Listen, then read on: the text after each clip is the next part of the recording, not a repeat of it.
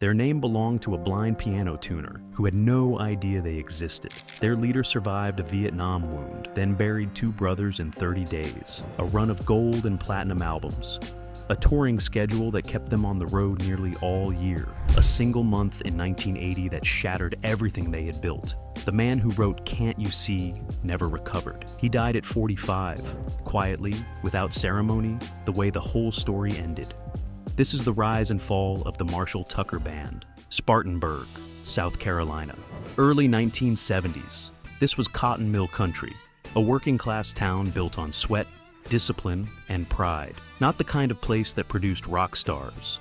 Not the kind of place that sent bands to Macon, Georgia, to shake the world. But that's exactly what happened. The story started with a tight-knit group of high school friends who had more in common than just music.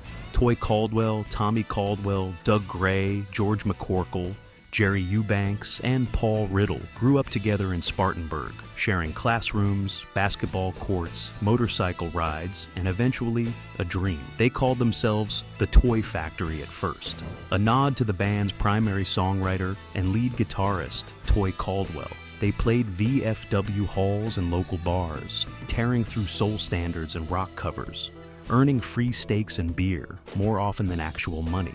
But from the beginning, something about this group was different. The chemistry ran deeper than music. These were brothers in every sense except blood. Before we continue, don't forget to like and subscribe to the channel. Then Vietnam arrived. By the late 1960s, 4 members were drafted or enlisted. Toy Caldwell joined the United States Marine Corps in 1966 and deployed to Vietnam. On a jungle patrol in 1968, his unit was hit and he was seriously wounded in the leg and back. He was evacuated for a short recovery, awarded a Purple Heart, and then returned to duty. That moment told you everything about Toy Caldwell: the resolve, the refusal to quit. When he finally came home to Spartanburg in 1969, he carried Vietnam with him, in his posture, in his silence, and eventually in every note he played. The music was coming, and it would sound like nothing that had ever come out of the American South. The band's rebirth came in 1972, when a revitalized lineup, now including Tommy Caldwell on bass and Paul Riddle on drums, began rehearsing in an old warehouse on Spring Street in downtown Spartanburg. That warehouse held a secret they didn't know yet. On a keychain left behind by a former tenant, they found a name: Marshall Tucker. It had a ring to it: classic, southern, strong.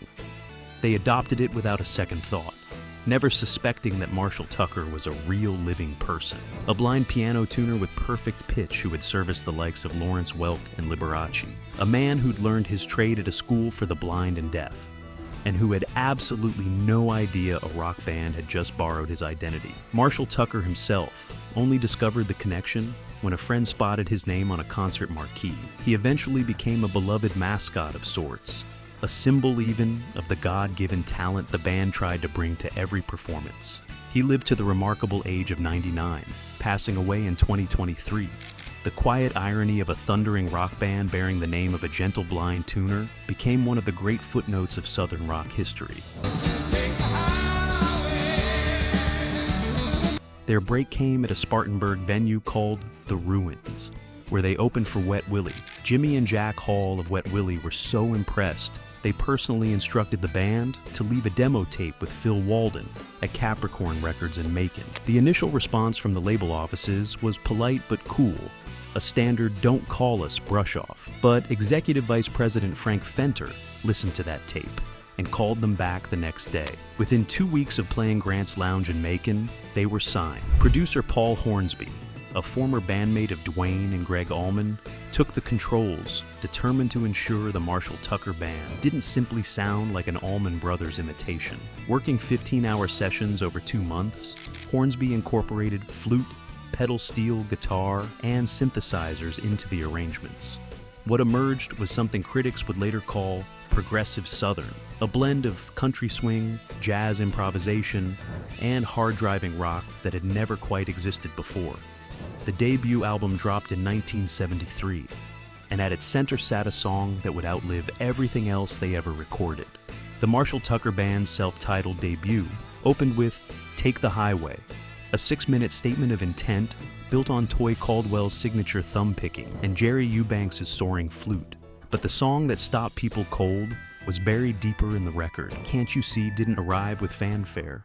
It built slowly, a hypnotic guitar figure, a deceptively simple melody, and lyrics that carried the loneliness and searching of a man who'd been to war and come home changed. Toy Caldwell was famous for playing without a pick, using his thumb exclusively on stage and in the studio, developing what admirers called a monster tone, fat, round, and aching. The sound of that guitar against Eubanks' flute created something airy and wide open, a feeling of vast American landscape that no amount of studio production could have manufactured.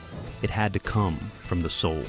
FM radio picked it up slowly, then all at once. By 1975, the debut album was certified gold, and Can't You See had become one of the most recognizable songs on the Southern rock circuit. A track that audiences demanded live, that DJs turned to when they wanted to give listeners a few minutes of genuine emotion. The band's reputation as a live act accelerated everything. They opened for the Allman Brothers, exposing themselves to arena-sized audiences across the country. They became mainstays of Charlie Daniels' legendary Volunteer Jam series, where the nights sometimes ended with 3 drummers on stage in a celebration of Southern musical brotherhood that felt more like a revival than a concert. Their second album, A New Life, arrived in 1974 and reached number 37 on the US charts, cementing their place at the top of the Southern rock wave, right behind giants like the Allman Brothers. Songs like This Old Cowboy showcased Toy Caldwell's sophisticated chord structures and vocal delivery. 24 Hours at a Time became a live staple, often stretching into extended improvisational territory with Charlie Daniels sitting in on fiddle. The Marshall Tucker Band stood apart from their peers. Leonard Skinner was harder, more confrontational. The Allman Brothers were jazz-influenced and existential, but Marshall Tucker was something else. A band that could play a country ballad and a jazz improvisation in the same set, and make both feel inevitable. Their sound had no boundaries, and their momentum had no ceiling. Between 1973 and 1979, the Marshall Tucker Band released album after album and watched each one climb the charts. A string of gold albums and a pair of platinum records. A touring schedule that sometimes topped 100 shows a year and kept them moving from city to city with barely a pause. By the mid-1970s, they weren't just a regional phenomenon. They were one of the biggest touring rock acts in America. The cultural impact ran deeper than record sales. When Jimmy Carter ran for president in 1976, the Marshall Tucker Band provided financial backing and played benefit shows for his campaign. Carter, himself a Georgia native who understood the Southern rock family intimately, later talked about how proud Georgians were of the quality of musical production coming from Macon. The band had become ambassadors of a new South, one that didn't fit the old stereotypes, one that blended black and white musical traditions with natural ease. Their 1977 single, Heard It in a Love Song, became their highest charting hit, peaking at number 14 on the Billboard Hot 100 and crossing over to country radio simultaneously. The song had an effortless quality that masked its sophistication, a melody so clean it felt like it had always existed, waiting for someone to find it. Gray later reflected that the band's music became the soundtrack to marriages and burials across the country, the kind of songs people chose for the most significant moments of their lives. That was the measure of their reach. Not just radio play, not just gold certification, but genuine emotional presence in the lives of millions of Americans who had grown up with this music, playing in the background of everything that mattered. The touring, however, was relentless. 100+ dates a year left no room for families, no room for rest, no room for the kind of human maintenance that keeps a group of men whole. The road was their life, and for some of them, it was slowly becoming something harder to bear. By the late 1970s, the music landscape was shifting beneath their feet. Disco had claimed enormous radio territory. New wave was arriving from England with its synthesizers and angular attitudes. The FM stations that had championed Southern rock were beginning to rotate their playlists towards something newer and shinier. The band that had seemed unstoppable was about to run into a wall, not of their own making, but devastating nonetheless. The cracks were forming. The hardest chapter was approaching. The year 1980 arrived, and with it, a catastrophe so concentrated, so personal, that no amount of professional success could have absorbed the blow. In the spring of that year, the Caldwell family was hit twice in 30 days. On March 28, 1980, Tim Caldwell, the youngest Caldwell brother, was killed in a car collision in South Carolina. He was 25 years old. The band absorbed the grief and kept moving, the way men of that generation were taught to absorb grief. They kept their heads down. They kept working. Then, on April 22, 1980, Tommy Caldwell's Land Cruiser clipped a parked car on a Spartanburg street. The vehicle, modified with oversized tires, flipped. Tommy suffered catastrophic head trauma. For 6 days, he fought. On April 28th, exactly 1 month after his brother Tim had died, Tommy Caldwell passed away. He was 30 years old. Tommy had been the band's emotional anchor, what insiders called the straw that stirred the drink. He was the musical director, the organizer, the force that translated Toy's brilliance into something the whole band could execute. His death didn't just remove a bassist, it removed the connective tissue that held everything together. For Toy Caldwell, the loss was insurmountable. His wife Abby would later reflect that after Tommy's death, Toy was there in body only. He had kept an awful lot inside of him for years. The weight of Vietnam, the weight of leading this band, the pressure of being its creative engine. Now, with his 2 brothers gone in 30 days, the last door closed. Toy leaned harder into substance abuse, and the light behind his eyes began to dim. Their label, meanwhile, was collapsing under its own financial weight. The industry-wide recession and the decline of Southern rock's commercial dominance had driven Phil Walden into bankruptcy by 1980. The Marshall Tucker Band was forced to transition to a new company, a label that didn't fully understand what it had, and whose commercial instincts pulled the band away from the progressive, experimental identity that had made them extraordinary.